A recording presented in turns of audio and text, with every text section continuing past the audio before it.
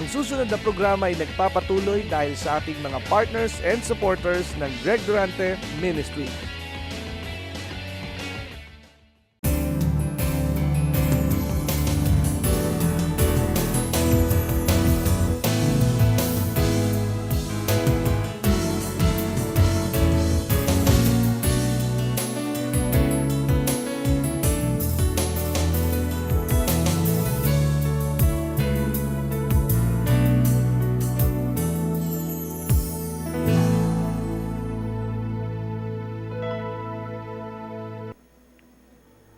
Sapagkat pag oras mo na, maraming pipigil para hindi mo matanggap yung iyong pagpapala.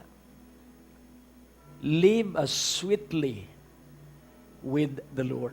Mabuhay kang napakatamis ng iyong pagsuyo sa Panginoon. Amen? Dahil laging tandaan mo, hindi yung kailangan natin ang mahalaga, wag mo itong tingnan. Ang mahalaga yan Diyos. Amen? Ang mahalaga yan Diyos para malaya niyang gawin yung kanyang inihanda. Amen? Kaya nga, unawain mong mabuti na ang Diyos ay may ginagawa sa iyong buhay. Huwag mong ikalungkot ang gulo na maaaring iyong dinaraanan dahil laging tandaan mo, may aralin sa bawat pagsubok. Matutunan natin ang mga itinuturo ng Diyos sa bawat pagkabigo. Lagi po yung merong peraso ng ginto. At ito'y kikinang sa takdang sandali. Nung marinig ko kanina sa YouTube si Benny Hinn, na talagang kailangang iyong aminin kung ano talaga ang iyong kalagayan sa buhay. At inamin niya na ang kanyang utang ay 2.5 million US dollars. Yun po ay sa praise-a-thon ng TBN. Eh kung nagkaroon po ako ng lakas ng loob at hamon, kung titingnan po ninyo ako, relax, maaliwalas lagi ang mukha. Pero yung hindi ninyo alam, pumapailan lang ang mga programa sa radyo, telebisyon, TBN, Asia, EBN, mas matindi po ang gastos ng EBN, at ang Zoe Light TV. Tayo po ang isa sa maraming palatuntunan sa telebisyon. Pero ang hindi ninyo alam at nais kong inyong malaman para madala ninyo sa panalangin at tiyak kong kayo'y pasasaganain ng Diyos. Ang pagkakautang po ng ministeryo, hindi po sa akin personally, wala po ako. 5,159,000. Yun po yung current na total na aking mga bayaran. Hello? Kaya niyong mabuhay na walang stress? Manalig ka sa Diyos. Amen? At doon po nakuha yung tema ng 13th nights. Crossover and possess the land. Doon po sa amount na yon sa 5,159,000, yung lahat po ng verses na iniutos sa akin ng banal na Espiritu, bumagsak po yon sa Deuteronomy 9:1. At ang sabi niya, ito ang iyong gagawin at nagsunod-sunod na po ang kapahayagan, prophecy. Prepare the road and clear the way. Nagsunod-sunod na po yon. Kaya ang tema po nitong 13th day or 13th night is to prepare the road and to clear the way. Crossover. Tingnan natin sandali ang Deuteronomy 9:1. Nais kong inyo pong maunawaan yan. Kapag ang ministeryo ay naging debt-free, pansinin po natin, sabay-sabay po yan, bukod po doon sa prayer mountain, yung rehabilitation ito. Hindi lang po ninyo naririnig, pero pansinin po natin ang gagawin ng Diyos ngayong Mayong ito. Mayo 1. Amen? Hear, O Israel, thou art to pass over Jordan this day, to go in to possess nations greater and mightier than thyself. Cities great and fenced up to heaven. So pansinin po natin yung ibibigay ng Diyos na sasakupin ng buong Israel. At nakumpirmahan ang mensahe ngayong 13th night, last Monday night, nung kami po ay nasa Batangas. At napakaliwanag din po nung isiniwalat ng Diyos. At laging tatandaan po natin, Diyos lamang ang masusunod. Subalit, kailangang maunawaan mo kung paano. Laging gagawa ang Diyos. At lalampas ka dun sa pang-araw-araw na kailangan sapagkat may malaking gagawin ng Diyos ngayong 13 gabi. Amen? Amen. Kaya nga po yung paggalang, kapag ito po ay iyong napagtibay, ang Diyos po ikukonekta ka sa kung kani-kaninong tao. 5,159,000. Pero kayang-kaya po ng Diyos. Amen? Amen. Gagawa ang Diyos. May Tagalog ba yung God will make a way? Meron yun pero English muna. Amen. God will make a way. Diyos lang po ito. Where there seems to be no way. He works in ways we cannot see. He will make a way for me. He will be my guide. Hold me closely to His side. With love and strength for each new day, He will make a way. He will make a way. So, atin pong unawain na ang tinitingnan ng Diyos ay ikay magtitiwala sa Kanya at ang pagtitiwala sa Diyos ay yung paghahayag, bahala ka po, Panginoon. Ikaw na po ang mapuyat at ako ay matutulog ng mahimbing. Iyo po ito, ako ay iyo, lahat sa akin iyo, wala akong pag-aari. Kapag namatay ako, wala akong madadala, lahat ay iyo. Kaya sa iyo, ipinagkakatiwala ko ang lahat. Kaya ako'y naniniwala, pinahintulot ito ng Diyos para palayain ng maraming may utang, para palayain ng maraming walang pera, kung sila ay magsisimula. Pansinin po natin yung isang patutuo, nagsimula siya ay walang-wala. Down and out. Pero nung magsimula siyang magkaloob, talagang napakatindi po. Ito kasi ang gawain na tuloy-tuloy na pagbabayad. Wala po itong patlang. Hindi naman po tayo libre sa uplink, malaki po ang binabayaran at hindi rin naman po tayo libre sa anumang bagay sapagkat noong 1987, sabi nung isang station manager, pastor, sa ibabaw po ng lupa, walang libre. Totoo naman po, kayo po ba'y nalibre sa pamasahe mula nung kayo dumadalo? Hindi . Pero ngayong gabi, atin pong pagsasama-samahan yung mga pamamaraan kung paano mararanasan ninyo ang kasaganaan. Amen? So ngayong gabi ang simula ng inyong kasaganaan at pagyaman. Pero makikinig kang mabuti. Amen? At sa Diyos po ang lahat ng papuri dahil siya po ang Diyos na ibig na masunod. Dahil siya ang may balak ng lahat. First night of the 13th nights of revival. So ito pong 13 gabi. Ang layunin po ng mga pagtuturo ngayong 13 gabi is prosperity for the church. Prosperity for the church. Kasaganaan para sa simbahan. Hindi po yun ang titulo, pero yun po ang layunin nitong 13 gabi.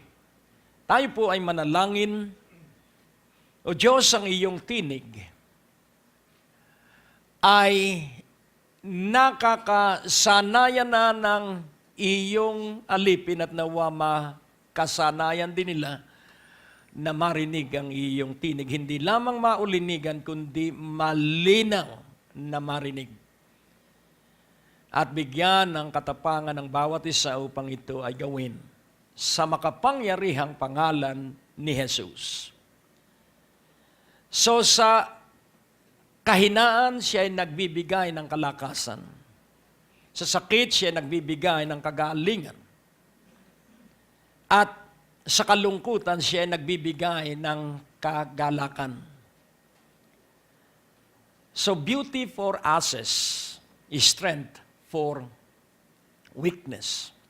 smile for fame. Ang Diyos po ay napakabuti. Kaya we have to possess the land. At kung mapapansin po natin, ang buong 11 araw ay sandwich, May 1 holiday, May 13 holiday. Labor Day para sa pakinabangan ng mga manggagawa. Pero Election Day para sa pakinabang ng buong mamamayang Pilipino. Kaya pareho po na tumutukoy sa kabutihan, tumutukoy sa kagandahan, tumutukoy sa kaginhawahan. Kaya nais kong inyong maunawaan ang napakahalagang dapat na inyong linalakarang buhay. Saan ninyo ginagastos ang inyong pera? Saan ninyo ginagastos ang inyong oras? At saan ninyo ginagastos ang inyong talento? Where are you spending your money? Where are you spending your talents? And where are you spending your time? Ang pera, pag nagastos mo at hindi ka marunong, wala na yan. Pero kung hindi marunong, hindi yan mauubos. Ang oras, kapag hindi mo ginamit ng husto, hindi mo na maiibalik ang araw na nakaraan. Yun po ay kasaysayan na lang. Ang talento, pag hindi mo ginawa, hindi lilitaw yung maraming talentong itinanim sa bawat isa sa atin ng Diyos. Napakarami mong talento. Sabihin mo sa iyong katabi, napakarami mong talento. Sabihin mo, kailangan lumitaw na yan. Kailangan sa loob ng 13 gabi, yan ay lumitaw na sa una pa lamang gabi, isang talento, kaya sa 13 gabi, 13 talento. Kayo ba'y naniniwalang ikay may talento? Amen. Ang lakas ng amen. Ano? Dahil ikaw talaga may talento. Dahil kung wala kang talento, wala ka rito. Amen. Matalino ka dahil ikaw ay hindi pumapayag na piyesta opisyal ngayon. Sa langit, walang piyesta opisyal. Lahat ng araw, pantay-pantay. Kaya nga, unawain mong mabuti, excel each day. Ikaw po ang gagawa at ikaw din ang magpapasya kung nais mong maging mahusay ka bawat araw. Kaya ang titulo po ay napakaganda at nakatutulig pakinggan. Spending your days in prosperity. Dapat yan po ang ating buhay. Dapat lahat ng Kristiyano ay masagana. Hello? Pero wag ka munang mag-iisip ng pera. Yun ang pagkakamali ng maraming Kristiyano, ang kanilang pagtukoy sa prosperity ay laging pera. Ang pera po'y resulta ng genuine prosperity. Ang pera po ay resulta ng iyong ginawa. Tama po ba? Kaya pag ikaw ay naghanap buhay, suswelduhan ka. At ano ang pansweldo sa mga naghahanap buhay? Pera. Kapag ikaw ay naglagay ng puhunan sa isang kalakal, ano ang magiging resulta? Maraming pera kung tama ang iyong pamamahala. Kaya't mapapansin po natin na ang pera ay isang katibayan na meron kang ginawa. Ito po ay isang palatandaan na meron kang pinagsumakitan, pinagsumikapan at dinala sa panalangin una at higit sa lahat. Spending your days in prosperity. Ngayon natin pong unawaing mabuti. Ang teksto po natin dito ay Job 36:11. Job 36:11. If they obey and serve Him, they shall spend their days in prosperity and their years in pleasures. So napakaliwanag po. Kung sila ay susunod at maglilingkod sa Kanya,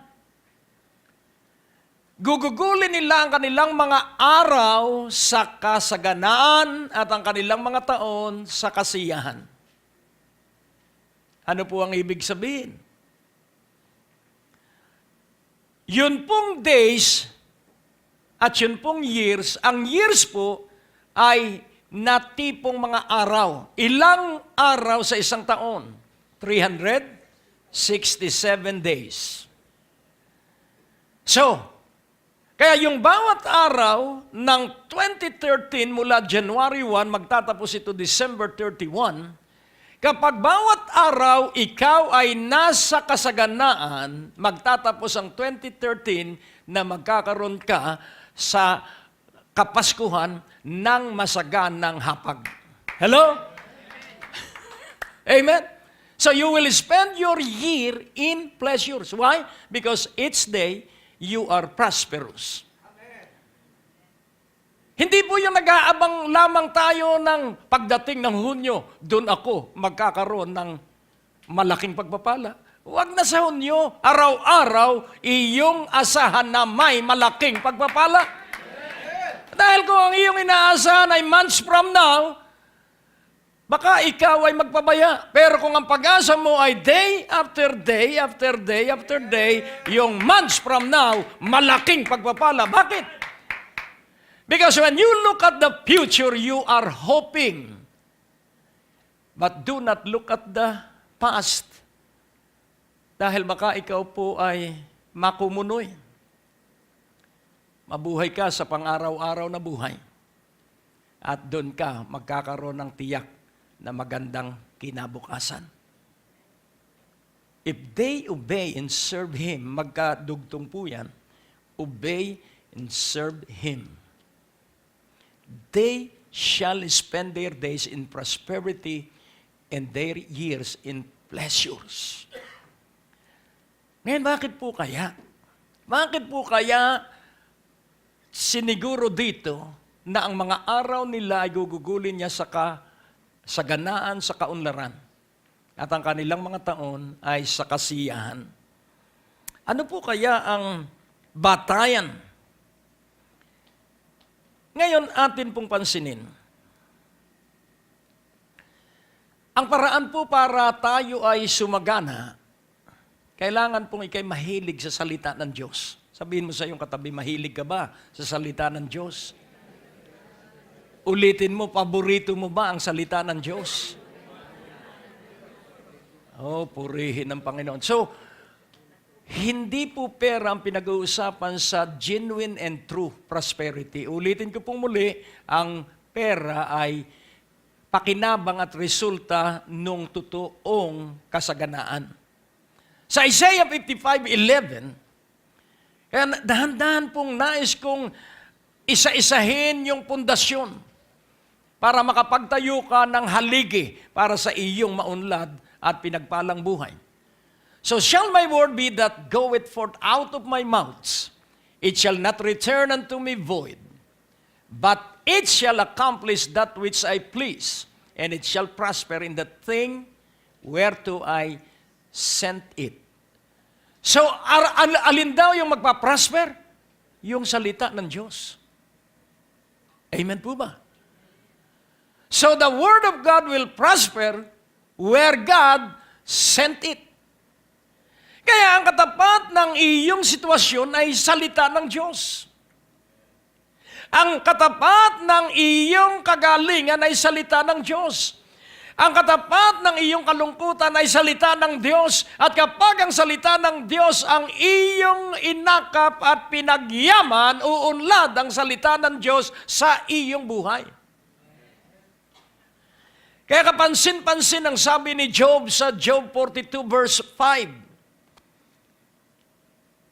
Napun ako na kailangang personal ang pagkakilala natin sa Diyos, hindi yung narinig lang na ito ang Diyos pala, ganito. Kailangan sa iyong labi galing ang Diyos pala ay napakabuti sapagkat nararanasan ko gabi at araw. I have heard of thee by the hearing of the ear, but now mine eyes see at thee. Noon, nakilala kita sa pamamagitan ng aking naririnig. Di po ba, faith cometh by hearing and hearing by the word of God. Pero blessing comes kapag isinabuhay mo yung iyong narinig. Kapansin-pansin din po ang tala ng 1 Kings. At doon po, sa 10:7, hindi ko alam kung ito yung eksakto. Pero naalaala ko lang sa 1 Kings 10:7. Howbeit I believe not the words until I came and mine eyes had seen it. And behold, the half was not told me. Thy wisdom and prosperity exceeded the fame which I heard. Nung ito pong Queen of Sheba ay makaharap na ni King Solomon, ang sabi niya, yung iyong katanyagan, yung iyong kahusayan na aking narinig, kalahati lang pala. Ngayong kaharap na kita, grabe pala ang iyong kaunlaran. Grabe pala ang iyong kasaganaan. Hello? Kaya pansinin po natin, yun pong totohanang pagkilala sa Diyos, yun po ang magdadala sa atin, ang Diyos po ang gagawa. Laging tandaan mo that wealth passes through us. Hindi po wealth from us to the other. No, wealth from Him through us. Sabihin mo, wealth from God through us. Hindi pwedeng ikaw ang gumawa ng kayamanan. Ang Diyos ang magbibigay ng talento at magbubukas ng mga oportunidad para yung kanyang kayaman ay dumaloy sa atin at nang sa gayon marami ang mabiyayaan. Hello? Wealth from God flowing through us. Health from God flowing through us. Strength from God flowing through us. Let God do the mighty works that He planned and designed. Magugulat ka po. Kaya nga, hindi mo ikatatakot ang anumang bayaran sapagkat nalalaman mo na ang pangarap ng Diyos na iyong sinunod ay tutustusan ng Diyos, ngunit titingnan niya if you will not waver. If you will not doubt Him. Amen? Kaya nga, unawain mong mabuti na ang Diyos ay kumikilos at tuloy-tuloy sa paggawa sa mga masunurin na naglilingkod sa Kanya. Ngayon, pansinin po natin, ikaw ang magkakaroon ng mismong personal na karanasan. So the Word of God will prosper. Ang salita ng Diyos ay uunlad kung saan niya ito ipadadala. Ngayon natin pong unawain, bakit gusto ng Diyos na ikay maunlad? Alam mo ba na gusto ng Diyos na hindi ka mahirap? Sa lumang tipan, ang tinitingnan ay ang tipan ng Diyos kay Amang Abraham. Pero sa ating panahon, ang tinitingnan ay ang natapos na gawa ng Panginoong Hesukristo na nagsabi, ito ang aking dugo, ang bagong tipan. So what is the New Testament? It is in the blood. And what is the blood? It is life. And what is life? It is light. So in the blood is life, and that life is light. Kaya nga kung unawain mong mabuti, kumpleto tayo kay Hesukristo. Amen? So sa lumang tipan ay material na kasaganaan, sa bagong tipan, paghahari ng Diyos. Kaya nga kung ating maunawaan ito, ang pinakamainam na tampok ay nasa kaharian tayo ng Diyos at pinaghaharian tayo ng Diyos at makikita mo ang mga bagay na hindi nakikita ng iba. Sapagkat bubuksan ng Diyos ang iyong espiritual na paningin. Ang Diyos po'y napakabuti. So forget your past and hope for the future, but act in your present day today. Kalimutan mo ang nakaraan, umasa ka ng maganda sa kinabukasan, at gawin mo yung dapat mong ginagawa sa bawat araw. You will spend your days in prosperity and you will spend your years in pleasures. Ngayon, atin pong unawain. Sa Psalms 118:25, pwede mo po itong isigaw araw-araw. Kayo ba'y mahilig sumigaw? Save now, I beseech thee, O Lord. O Lord, I beseech thee, send now. Kailan daw ipadadala ang prosperity? Now. Hindi 13 days from now. Kailangan ng iyong ipapahayag, send now prosperity. Yun pong word na I beseech, yun po ay paghingi sa Diyos ng mataimtim, puspusan at totohanan. Save now. So ano ang paraan dito ng pagliligtas dun sa mga awit? Prosperity. Iba po yung salvation. Iba po yung saved by grace through faith. Yun po ay para sa ating kaligtasan ng espiritu at kaluluwa. Pero ito po ay sa ating pang-araw-araw na buhay. Kapag ang isa pong tao ay walang pera, kailangan niyang magkapera. Tama po ba? Yun po'y practical. At ang sabi rito, save now, saan siya ililigtas? At kailan siya ililigtas? Now. Ang natapos na palatuntunan ay nagpapatuloy dahil sa inyong mga pinansyal na kaloob na ibinibigay sa Greg Durante Ministries. Tapos na naman po ang ating palatuntunan at nais po naming makarinig mula sa inyo. Maaari po kayo sumulat sa PO Box 4135 Manila o mag-text sa mga numero na nakikita nyo sa ating screen o tumawag sa mga telepono na inyo pong nakikita din sa ating mga screen at handa po kaming makarinig mula sa inyo ng patotoo ng pagpapala at biyaya at tagumpay.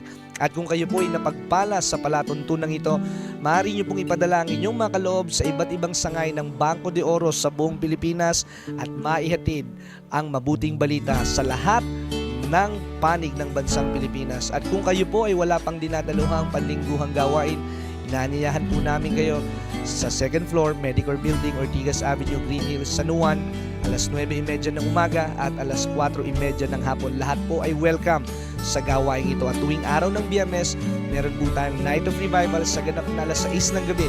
Dito rin po sa Green Hills, San Juan. Magsama-sama tayo sa palatuntunan ito sa ganito rin pong oras at patuloy ninyong maranasan ang biyaya at kasapatan ng ating Panginoon, and it's always a great day to live.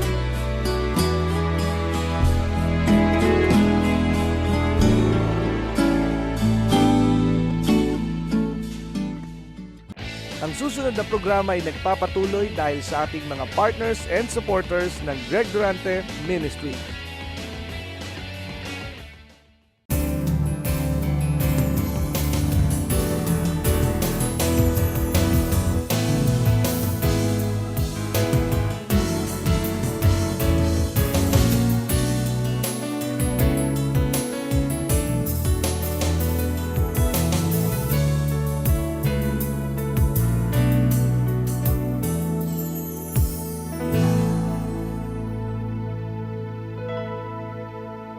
Now, I beseech thee, O Lord. So ako'y nakikiusap na mabuti sa iyo, Panginoon. O Panginoon, ako'y nakikiusap sa iyo. Inulit. I beseech thee, O Lord. Ako'y nakikiusap sa iyo, Panginoon. Colon. O Panginoon, ako'y nakikiusap sa iyo. Ipadala mo na ang kasaganaan ngayon. Ngayon. Hindi mamaya. Ngayon. O, purihin ang Panginoon. Kaya kailangang nalalaman mo kung ano ang kasaganaan. Kaya ang salita ng Diyos ang kailangang managana sa ating buhay. Hallelujah! Sa Joshua 1:8. Kailangan maunlad ka muna, mayaman ka muna sa salita ng Diyos. Huwag muna sa negosyo. Sa salita muna ng Diyos. Amen? This book of the law shall not depart out of thy mouths, but thou shalt continue therein day and night, that thou mayest observe to do according to all that is written therein. For then thou shalt make thy way prosperous, and then thou shalt have good success. Kailan po yung good success? Alin ang una? Prosperous o good success? Prosperous. Sapagkat laging tandaan mo, kailangan kayo may positive outlook in life. Kailangan ikaw ay may peace of heart and mind. At kailangan mabuhay ka lagi sa pag-ibig. At paano mangyayari ito? Sa pamamagitan ng salita ng Diyos. This book of the law, kung papansinin po natin, ito'y nakatuon lamang sa Genesis at hanggang sa Deuteronomy. Subalit atin pong unawain, this book of the law is from Genesis, sa ating panahon, from Genesis to Revelation. Kaya kailangan nagbabasa tayo ng Biblia. Kailangan nagpapatuloy tayo sa salita ng Diyos. Kailangan nagbubulay tayo sa salita ng Diyos na ang layunin ay maisabuhay natin ang binubulay nating salita ng Diyos.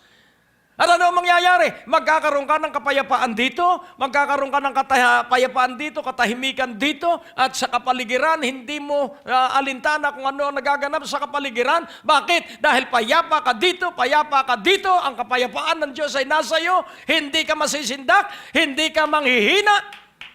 Why? Because the Word of God assure you na hindi ka iiwan ng Diyos. At ano ang katibayang hindi ka iiwan ng Diyos? Because you have the Word. The power of God that is quick and active na nasa iyong puso at nasa iyong isipan. Oh, purihin ang Panginoon. And what is prosperity? Nagtitiwala kang hindi ka pinababayaan ng Diyos.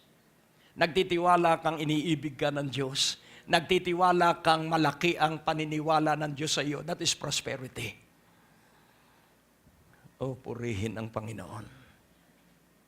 Ngayon, ang word na prosper sa Hebrew language ay tshaleach. T-S-A-L-E-A-C-H. Tshaleach. Ang meaning po to succeed, to prosper, magtagumpay at maging maunlad. At sa Greek word, ito po eudo. Eudo. E-U-D-O-O. Eudo. Gawin mo kung sa pronunciation na English, eudo. Pero eudo po yun, eudo. E-U-D-E-U-O-D-O-O.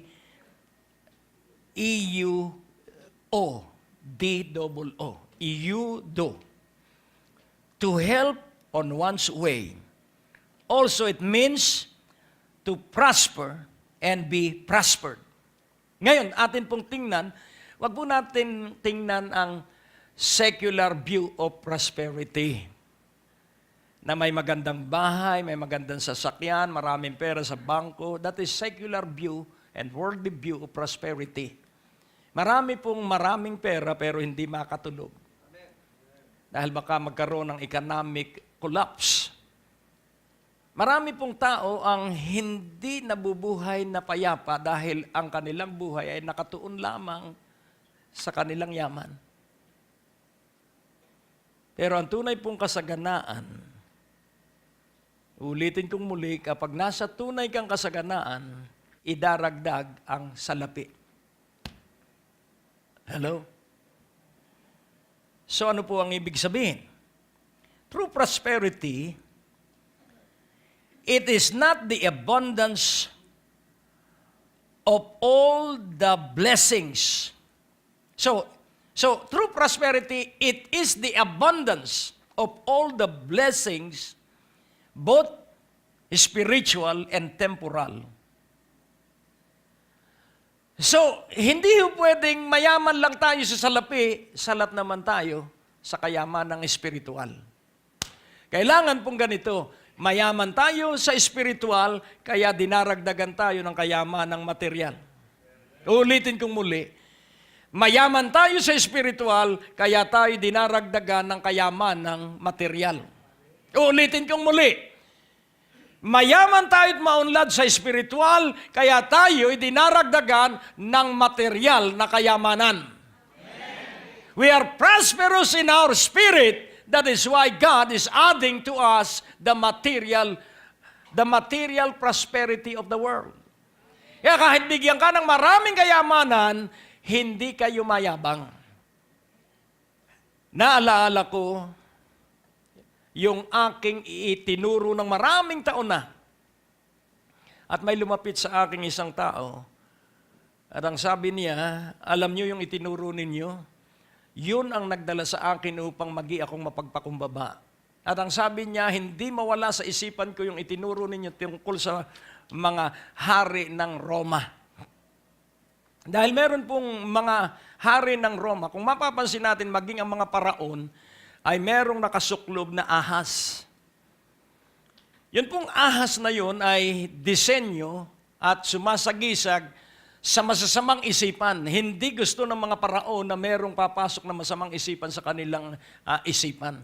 Kaya yung serpiente, yung ahas, ay tutuklawin yung masamang isipan. Yun ang kanilang paniniwala.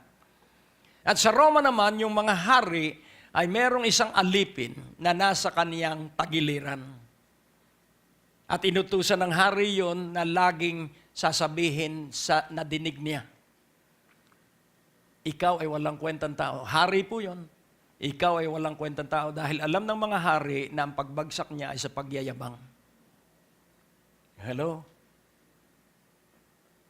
Kaya kahit ikay mayamang-mayaman na, dapat ang makita ay ang Diyos, hindi ikaw.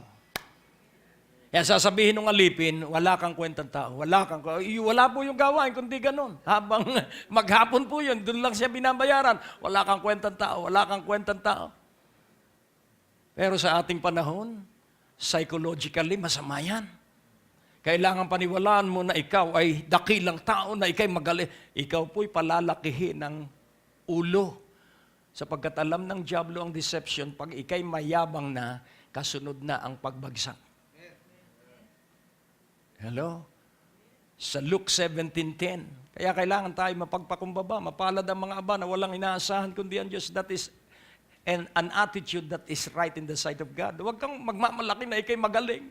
Ako po talagang dumadalangin lagi na huwag papasok sa ulo ang tagumpay.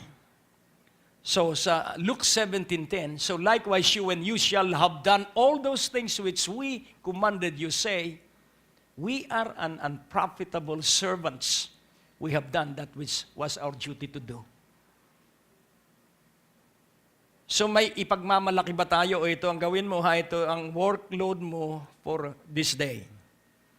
Pag natapos mo yun, pasasalamatan ka ba ng iyong boss na nagpapasweldo sa iyo? Hindi. Workload mo yun Nakukuha niyo po? Ngayon, pasasalamatan tayo kung higit dun sa kanyang iniutos ay ginawa natin at pinahusay pa natin yung kanyang ipinagagawa. Doon masisiyahan ng ating boss. At baka bigyan ka pa ng aumento sa susunod na buwan. We are an unprofitable servants, we have done that which was our duty to do. Sasabihin na naman ng mga psychologists, masama yan sa iyong ego. Kailangan sabihin mo that you are somebody, that you are great. Ayan, sabi ng Psalms, hindi na natin titingnan, Psalms 131, alisin mo ang pagmamayabang sa iyong sistema ng katawan. Kaya nga po ating unawain, we are here to possess the land. We are here to prosper. We are here to receive all the blessings na inihanda ng Diyos. Pero kailangan isaayos muna natin ang ating spiritual na kalusugan. Kailangan magkaroon tayo ng mutual belief. Ano po ang mutual? Tayo po ay magkakaroon ng iisang paniniwala. We have to have a mutual understanding na ang 13 gabing ito ay 13 gabi ng kaunlaran at pagpapasagana ng Diyos sa lahat ng sumusunod at naglilingkod sa Panginoon. Huwag mo nang uusisain kung paano. Basta paniwalaan mo na kapag ikay sumunod sa Diyos at naglingkod sa Diyos, dadaloy yung mga pagpapalang hindi mo naisip, pero ito ay idaragdag sa iyo ng Diyos at idaragdag sa iyo ng Diyos at ang pagdaragdag niya ay tuloy at walang tigil. Alam mo, kailangan alisin mo ang lahat ng sama ng loob sa sistema ng iyong buhay. Hanggat may sama ka ng loob, if you are calculating on how to obey and serve God, hindi ka po uunlad. Wisdom will not flow hanggat meron kang sama ng loob, hanggat hindi ka nagpapatawad, you can never attract God because God is only attracted to those whose heart is merciful. Blessed are the merciful, for they shall obtain mercy. Kaya sasamahan ka ng Diyos. Amen? Meron tayong gagawin at meron tayong hindi dapat gawin to be effective in our prayer life. Meron tayong gagawin at meron tayong hindi dapat gagawin. Ang sumama ang loob, huwag mong gagawin. Kung sumasama ang loob mo, huwag mong ipagpapatuloy, putulin mo agad. Kailangan ang buong puso natin at isipan ay walang anumang bahid ng sama ng loob. Tingnan mo ang iyong katabi, makikita yan sa mukha. Hello? Nagtatawanan na ay siya ay malungkot pa rin. Naglulundagan at siya ay parang nakapako pa rin dahil doon sa sama ng loob.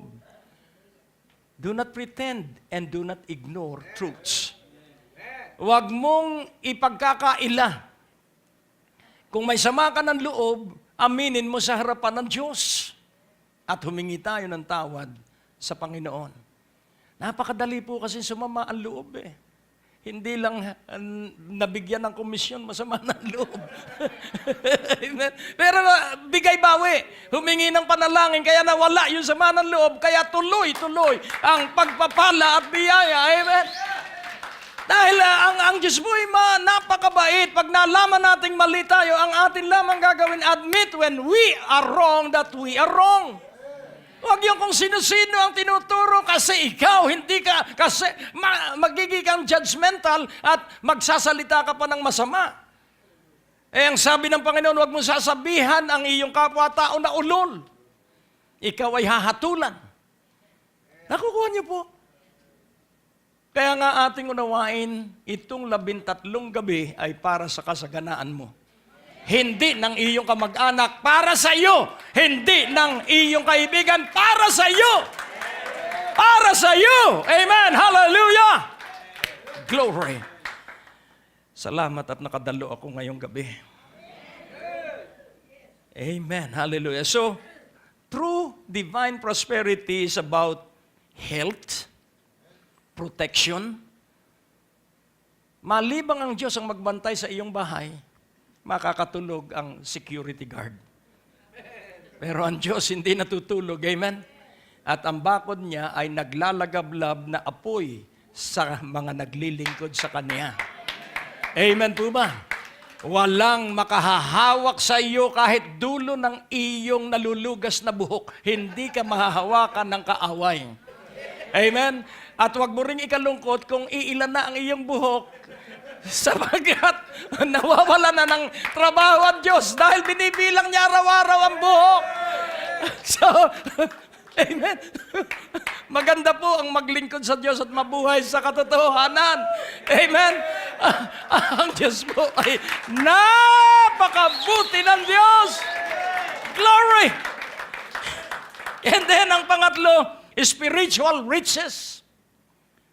Yung kayamanang espiritual, napakarami po nito at hindi kayang bayaran ng salapi. Na ikay nakakangiti, yan po ay hindi binibili.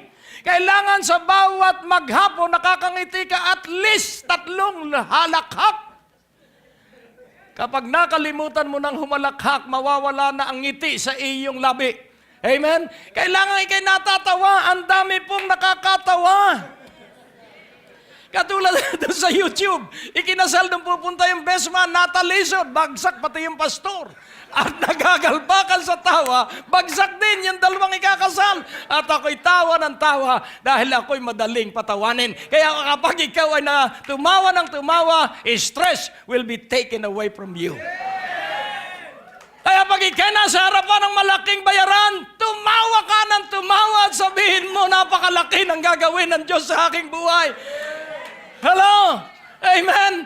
Dahil ang Diyos ang masusunod, hindi tayo. Dahil kung ayaw ng Diyos na may utang ka, matagal ka nang pinigilan sa pagkakautang. Pero tinuturuan ka ng Diyos na umasa sa Kanya. Tinuturuan tayo ng Diyos na dumepende sa Kanya. Tinuturuan tayo ng Diyos na magdiwang at magpuri sa Kanya. Sapagkat ang sabi ng Biblia, kapag dumaraan ka ng maraming pagsubok, ituring mo itong kagalakan. So ano ang gagawin mo sa mga pagsubok? Iiyak? Ayun. Madali kayong matuto. Ginagawa mo ba yan? Baka kung sino-sino ang sinisisi mo na kaya nangyari ito sa ating gawa mo, gawa mo, gawa mo. Ayaw niyang sabihin gawa ko. Hello? Ang mariklamong labi ang nagdadala sa kasipayuan. Tingnan mo ang iyong katabi. Laging nagpupuri at laging nagpapasalamat. Kailangan meron tayong laging awit sa Panginoon. Sing a new song each day. Kaya kailangan marami kang MP3 para marami kang naririnig na awitin. Amen? Ang Diyos po natin napakabuti. So, ang pang-apat po, provision for your needs as well as material blessings. His prosperity is total well-being, spirit, soul, and body. Gusto ng Diyos, mayaman tayo sa ating espiritu. Gusto ng Diyos, mayaman tayo sa ating kaluluwa. At gusto ng Diyos, mayaman tayo sa ating katawan. At idaragdag niya ang limpak-limpak na salapi. Dahil alam niya na hindi ka na mawawalay sa Kanya. Kaya na niyang ibigay sa iyo yung iyong mga pangarap na magandang bahay. Pero tiyakin mo muna na ikay maunlad, masagana sa iyong spiritual na buhay, sa iyong pangkaluluwang buhay, at sa iyong pangangatawan. Dahil aanin mo ang 2 milyon na pagpapala na pag nagpa-ospital naman ay 2.5 ang halaga. Di po ba, mas nakalulungkot po yun. Mas maganda na pong ikay maunlad ngayon kahit 50 piso ang pera mo, uunlad po yan hanggang maging 50,000, hanggang maging 50 milyon. Amen? Sapagkat consistent po ang pagpapala ng Diyos. Kung natutuwa ka sa maliit, bibigyan ka ng malaki. Kung nagtatapat ka sa maliit, ikaw ay pagbibigyan ng Diyos ng malaki. Ikaw ba'y tapat sa Diyos? Salamat sa impit na amen na lumalabas sa ilong. Amen. Kailangan pong galing sa puso yung amen. Ikaw ba ay maunlad at maligaya sa Panginoon? Yan ang galing sa lungs. Kaya may hangin. Amen! Ayan. Purihin ng Panginoon. Kaya ngayon pa lamang, ikaw ay pinagpala na at itong nalalabing 12 gabi. Wow! Hallelujah! Kaya, ano ang katiyakan na ikaw ay gagawin ng Diyos na maunlad? Simple po, sabi sa Numbers 6, paulit-ulit ko po sinasabi sa inyo, ito ang utos ng Diyos para sa bansang Israel. Sa verse 24, the Lord bless and keep you. The Lord bless and keep you and make His face shine upon you and be gracious to you. Ang iyo pong hahangarin, ang Diyos ay maaliwalas ang mukhang nakatingin sa iyo at yung biyaya niya ay lalaganap sa iyong buhay. And ang susunod po sa 26, the Lord lift up His countenance upon thee and give thee peace. Alam mo yung ginagawa natin, anong tawag doon? High five. Yung high five po, pag nag-high five ka, ang ibig sabihin approval that we have succeeded. Kaya ito pong the Lord lift up His countenance, it is an evidence of approval. An evidence that God is delighted on us. Amen? At makikita mo, if God is delighted on us, makikita mo na kahit ano man ang suliranin mo, payapa ka dito. Walang stroke, walang stress, at walang pagkasira ng iyong mga brain cell. You know why? Because God is delighted with you. Ang Diyos ay siyang-siya sa iyo. Ang Diyos ay galak na galak sa iyo. Ang Diyos ay tuwan-tuwa sa iyo dahil lagi kang nakikita sa mga gawain at lagi kang nakikitang tumutulo ang luha sa tuwing maaalaala mo ang Diyos, luha ng kagalakan dahil dadalwa po ang tinitipon sa langit, panalangin at luha. Kaya kung marami tayong panalangin, marami tayong lalagay doon po sa isang sisidlan sa langit. At pag marami tayong iniluluha, luha ng kagalakan. Huwag mong luluhaan ang iyong kabiguan. Ang pagluha po ay sa kagalakan. Ang pagluha po ay sa kabiguan ng iba. Yung kabiguan ng iba na iyong iniluluha, yung kaligtasan ng iba na iyong iniluluha, ang iyong mga mahal sa buhay ay ililigtas. Yung pagluha mo para sa iba, ikaw ay pagpapalain ng Diyos sapagkat siya ang gagawa ng lahat ng mga bagay na iniluha mo para sa kasaganaan ng iyong kapwa. At yung mga luhang yun ang tinitipon sa lumang tipan. Alalahanin mo po ang aking amang si David. Sa lumang tipan, alalahanin mo po ang pangako mo sa aming amang si Abraham. Sa bagong tipan, alalahanin mo po ang natapos na gawa ni Jesucristo doon sa krus sa Kalbaryo. So ang ating ipapaalaala sa Diyos ay ang natapos na gawa doon sa krus sa Kalbaryo. At sigurado ang kalusugan mong espiritual, kalusugan mong pangkaluluwa, at kalusugan mong pangkatawan.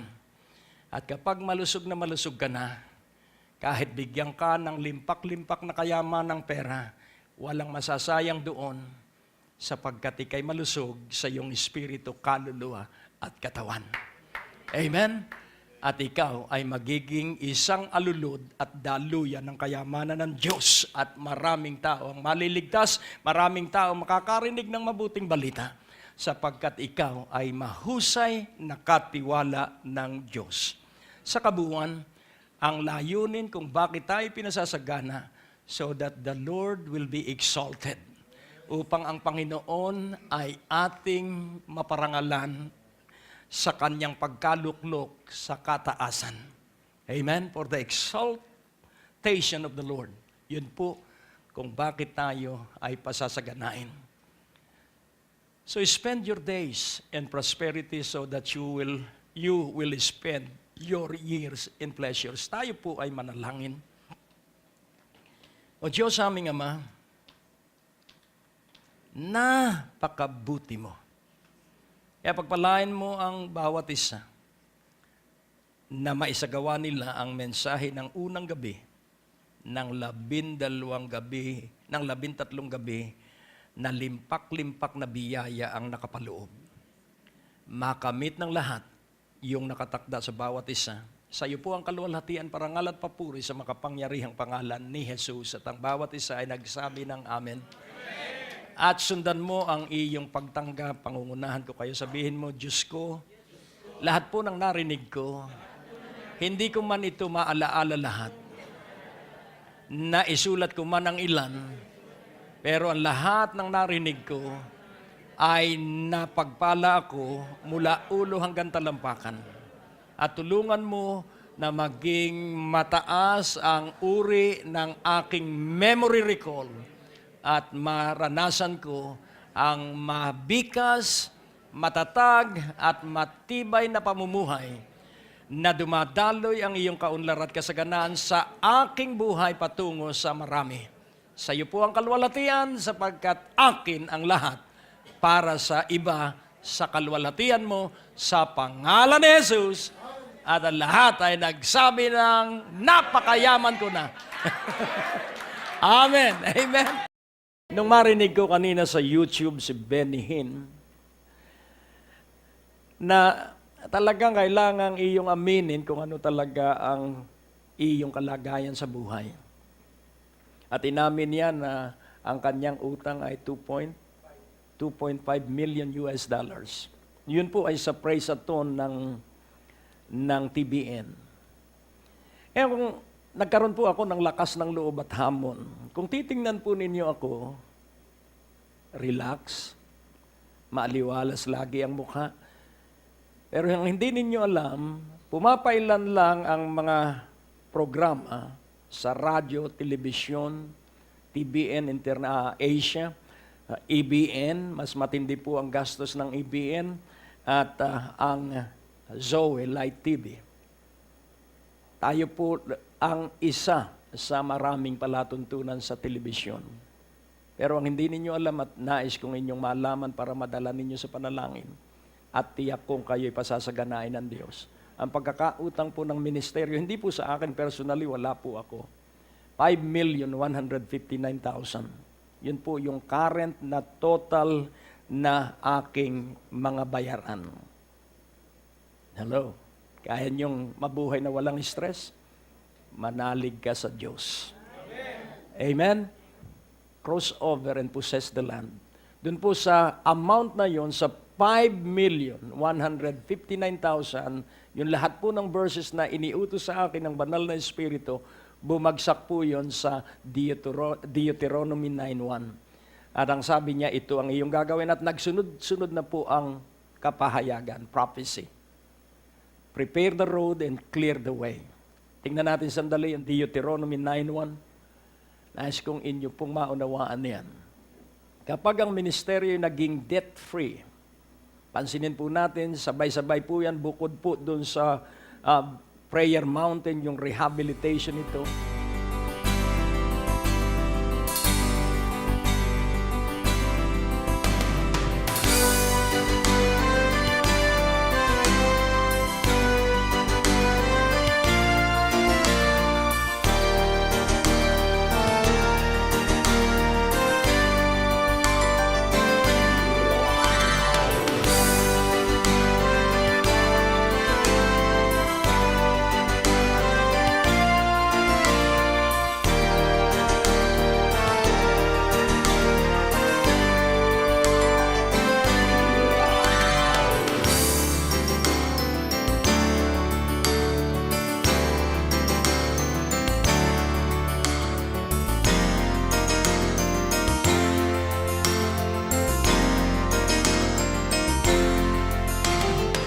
Tapos na naman po ang ating palatuntunan at nais po naming makarinig mula sa inyo. Maaari po kayo sumulat sa PO Box 4135 Manila o mag-text sa mga numero na nakikita nyo sa ating screen o tumawag sa mga telepono na inyo pong nakikita din sa ating mga screen, at handa po kaming makarinig mula sa inyo ng patotoo ng pagpapala at biyaya at tagumpay.